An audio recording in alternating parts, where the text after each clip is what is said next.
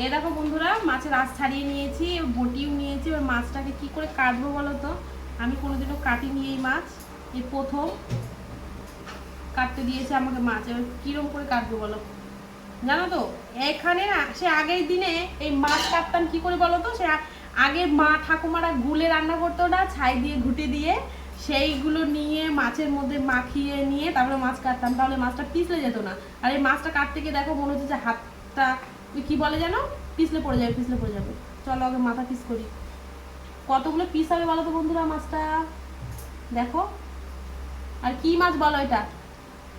আমি জানি না। এরকম অনেকে বলে মাছের মুখ দেখে মাছ চেনা যায়। এরকম বলো তো এটা কি মাছ? ওমা কেমন করে করবে? এমন করে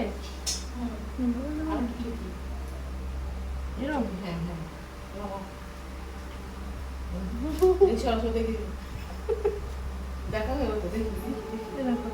টাটা বন্ধুরা, কাটতে পারছি না, মা কাটবে। আমি তো বললাম টাটা।